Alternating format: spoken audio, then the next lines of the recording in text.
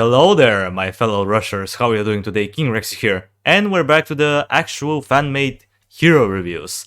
And for today we have an interesting hero design called Sauron the Twilight Grandmaster. It's a hero design that was created by XuanSangDoTrinh. I'm pretty sure that's how you pronounce his name. I'm probably butchering it. If that's the case, man, I apologize. That's a pretty... I don't want to say awkward name, but it is a pretty hard name for me at least to pronounce, so if I butchered it, then my apologies. I'll leave his name down to the description though, so you can correct me all you want for mispronouncing his name. So, anyway, let's get back to the hero. This is the hero design that was made for Kingdom Rush Vengeance, and from what I read, I would say I can kind of see from where he got his inspirations from, but let's not spoil it right away. Let's start reading. So, to unlock this hero, you need to beat the main campaign with Elite Harrassers and Vengeance in order to unlock Sauron. He will be starting at level 5, and there's also a short lore that you can read if you want, but it's not super important to the statistics and all. So, let's see. So, we have his statistics from level 5 to level 10, which is very appreciated. I'm sorry if it looks a little bit, I don't know what the good word is. If the chart looks a little bit squished on my end, that's because that's how the document was downloaded for me, so yeah, that's a little unfortunate, but hopefully you can see what's going on. So, we have his HP with Iron Will, which is one of the upgrades from Kingdom Rush Vengeance, so we're gonna be looking at his statistics with every upgrade, because, you know, that's the most important. So, he has 810 health at level 10 with all the upgrades. Pretty impressive, that's a ton of health. It's not like as much as Jigo, but it's definitely more than the dragons, so that's pretty impressive. And he has 30% armor and magic resistance. Pretty unique. Having both magic resistance and armor, that's pretty good combination.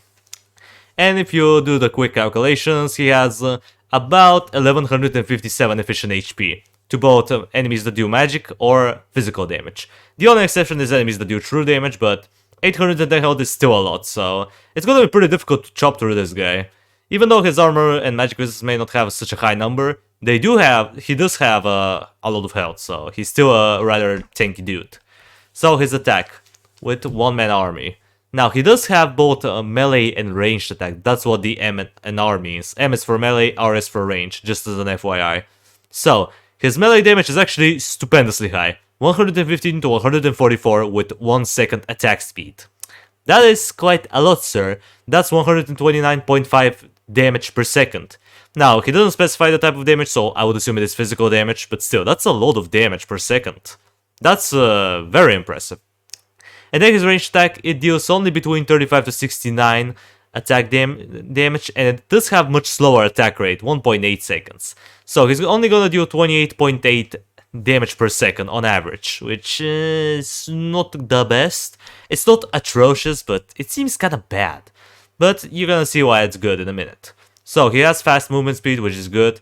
A kind of a decent healing. I mean, it's not like super good or super bad, but it's something. His respawn rate is 18 seconds, which is pretty standard. His melee range is 100 units, and his ranged attack range is 400 units. Pretty decent range, I would say. That's let's just say that the range is pretty solid. Now, his melee attacks deal physical damage, but his ranged attack deals true damage. Hence why he doesn't have such a great attack rate, because even though you're getting only 28.8 damage per second on average, it is true damage, so it is pretty helpful against certain enemies. Or pretty much any enemy, because, you know, true damage ignores every type of resistance. So, let's move on to the passive ability, which he has 3 passive traits though, which is pretty darn unique. I never really thought of a hero who has 3 passive traits in his innate ability. Pretty unique. Okay, so at level 1 he has the multi-attack. Sauron can perform multiple hits on melee and range. In melee, Sauron strikes 2 hits on melee. Times between hits is 0.1 seconds. Ooh, spicy. On range, Sauron launches 5 arrows at once. Time between hits, 0.2 seconds. Holy crap. So that's pretty strong, I would suppose. God damn. Okay, now at level 5, what does he have? Fury of the Twilight. Sauron has 50% chance to go Berserker for 10 seconds. In Berserker, I suppose it's alright. So in Berserker, he loses his range attacks, but deals true damage on melee every 0.5 seconds. If the second wind is upgraded, Sauron gains an 80% chance to go Berserker instead. Holy crap! So you lose your ranged attacks, but you basically double your DPS, and he can do true damage. That's a little bit too strong in my opinion. Like, if you do the numbers, that's 259 true damage every second. Do you realize how much damage that is? There's just no way to explain how much it is because there's not a good comparison. Wow, that's very, very strong, my dear. I'm not sure if that was intended, but it's definitely on the OP side, in my opinion. And at level 10, he also has the Twilight Paragon, which he does this. When Sauron is in battle, all harassers on the battlefield gain 50% bonus damage on melee range on the backstab ability, Arrow Storm, and Fear of the Twilight. Wow. So he has a unique synergy with the tower. That's already looking pretty sexy, because I really love ideas for heroes that have specific synergies with towers in particular. Not just any type of tower, specific towers, especially in Vengeance. This really reminds me of one of my hero designs back then. I think his name was called Christian, the Dark Lord, and he had a very unique synergy with Dark Knights, so that's a pretty unique idea. I'm not sure if he took it from me or if it was original, but whatever the case, I like it. 50% bonus damage, but I don't know why everyone on the battlefield has to have these buffs. I would say if it was more of an aura around him that empowered the nearby elite harassers would have been better, because everyone on the screen, it seems a little bit too good, but unless you're spamming elite harassers, then you're not gonna get too much out of this passive. Anyway, let's get to his actual abilities. First ability, Whirlwind Strike. So it's a passive ability, so it doesn't have a cooldown. So he has a 10, 20, and then 30% chance to dodge all attacks while dealing 20 to 30, 40 to 60, and then 60 to 90 physical area damage. Area of 100. So the same range as his melee. The area attack is actually the same as his melee range, or melee aggro range, I suppose. It includes ranged and area damage attacks. Pretty OP. That's like the what would you call it? What was this tower called? Blade Singers, yeah. It's kind of like the perfect parry ability on the Blade Singers. It's very similar. Although the AoE doesn't do true damage, it's pretty decent. 60 to 90 physical damage in an AoE whenever he dodges something. It's pretty good. And keep in mind, he can dodge anything, so area damage, no problem for this guy. He's gonna be pretty strong, I think, against stuff like golems and demolishers. This thing is gonna help him out to tank them a little bit more. Moving on, Twilight Curses. It's another passive. Pretty cool. I love heroes who have passive abilities. On that, Sauron creates a large explosion dealing 60 to 90, 90 to 135, and then 120 to 180 true area damage. Area of 200, basically twice the area of his Whirlwind Strike ability, while disabling up to 8 enemies for 3, 6, and then 9 seconds. Disabling, you say. So by disabling, you mean stun. At least that's what I think it is. If it's a stun, then holy crap. 9 seconds of stun up to 8 enemies, that's very hard crowd control. Like, I don't know, man, that's pretty OP. It's not as OP as like Ice Cold's ultimate, but that's Ice Cold. We all know that he is broken, but this one is actually very solid.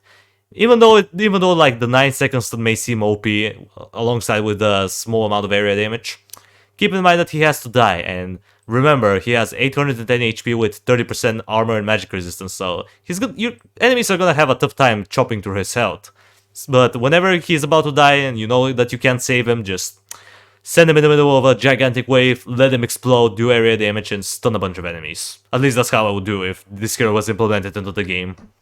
Moving on, ability number 3, Power Consumption. It's an active skill that has 70, 60, and then 50 seconds at max rank. Ooh, that takes quite a while. Let's see what it does. Sauron consumes the most powerful enemy in range of 400 and grants him double damage on range, I would assume ranged attacks, and deals true damage on melee for 9 seconds. Wow, that's another very, very strong ability. So, you have an insta-kill on 50 seconds cooldown, which is pretty good, and then after the insta-kill, you gain double damage on your ranged attacks, so you're gonna do quite a heavy amount of damage. You know how it was a little negligible, like 28 true damage per second? Well, now it's gonna be even higher. So that's pretty good. It's gonna be like 56, 57 true damage per second, on average at least. It will be pretty strong. And his melee attacks also do true damage, so maybe you would want to send him more in melee, because even though his ranged attacks gain double damage, because of the fact that his melee attacks also deal true damage, I'm pretty sure most people will go for his melee attacks, because 1, they have faster attack rate, and 2, they just have higher DPS in general, so I don't know about this chief, but still, it is very strong. Moving on to his second to last ability, Magic Devourer. It's another passive. Nice. He has 3 passive abilities. I love it. Sauron silences all enemies' magic abilities and heals himself with 40 HP each foe. Wait, is that a passive silencing aura? Holy crap, that's broken. I mean, considering how many enemies how many enemies have magic abilities in Kingdom Hearts Vengeance, that's actually very strong. Now, it says all enemies' magic abilities. I'm not sure if it's an aura or a global effect, because if it is I don't know, maybe I'm not getting it. Maybe there was some part that I'm missing, but I don't know what to think of this ability. Is it like an aura? Is it like a global effect? Because if it is, then this guy is literally unkillable. I mean, look at that, 40 HP heal on every fall. I don't know, I think the creator needs to explain this a little bit more. So I'm not sure how to judge this ability quite yet.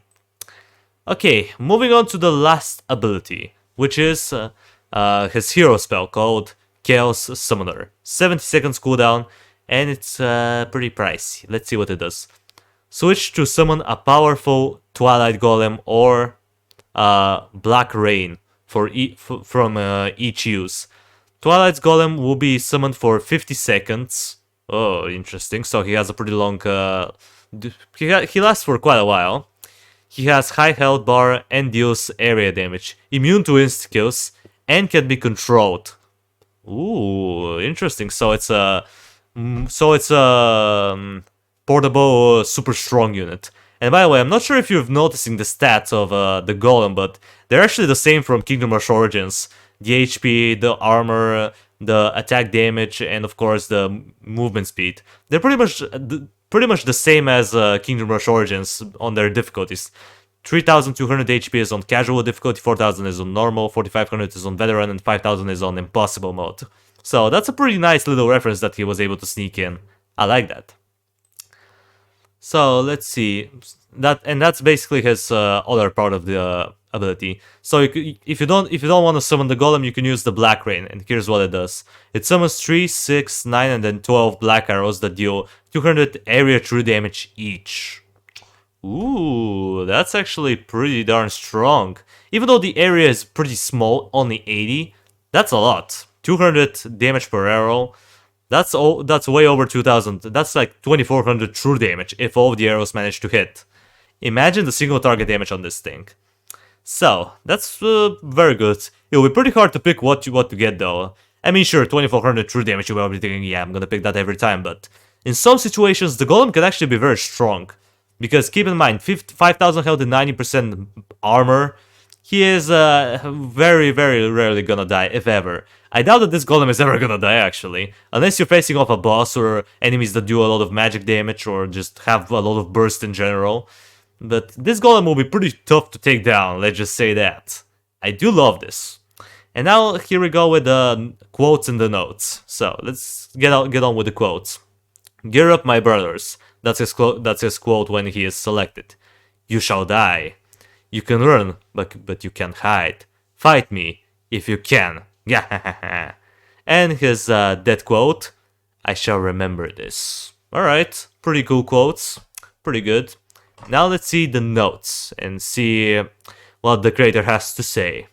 Sorry about the delay for too long. I got sick and busy, so I made this when I had free time. I made this hero for my favorite elite harassers. I shall make more. This will be about the Dark Knight's leader and the Wicked Sisters leader. Ooh, so he's having some future ideas. I love it. Alright, well, I would say the hero design is great, very strong, a little bit on the OP side in my opinion, but I would say that he had a lot of fun making this hero. I like the abilities. I like how he has multiple parts of his passive that just adds up to the fun part about this hero. I like how he has how like pretty much 3 out of 5 of his abilities are passive, so you don't even have to think about what you're doing. You can just use them whenever you want. I really love. I think the main thing that I really love about him is the hero spell. I like how you can pick. It's kind of like Lilith, but instead of having to rely on RNG, you pick what you get. And that's awesome. You can either go for a nearly unkillable golem that's gonna stall enemies and do tons of area damage, or you can just go for a shit ton of area true damage. Imagine this against a boss. That would be insanely good. 2400 true damage just like that. Holy crap. Yeah, as I said, this hero is definitely on the OP end. I'm not sure if he is like more broken than Ice Cold, but he's definitely pushing the limits of getting Ice Cold to Bonehard levels of strong. So yeah, I love this hero design. Comment down below what you think, guys, because I think this hero is definitely very good. Well, my guy, you did a pretty good job. I appreciate it. And sorry for reviewing your hero kind of late. I've been busy with exams and university overall, but now that the exams are over, I can finally start, getting back to YouTube and being a little more dedicated. Because if you haven't noticed, I've been skipping comments pretty recently about, like, for the last couple weeks, I haven't been really reading comments, which I do apologize. From now on, I'll try to read my comments more frequently and, respond to them, obviously. I was just too occupied, but now that the first semester of university is finally out of the way, I can just, focus on my channel a little bit more. And focus on you guys as well. And with that out of the way, that's gonna do it for the video. Thank you everybody so much for watching. I appreciate you for sticking around to the end. Subscribe if you want to see more of this content in the future. And while you're at it, drop a like on the video. It means a lot to me. And I will see you in the next video. Until it comes, that was King Rexy. Over and out.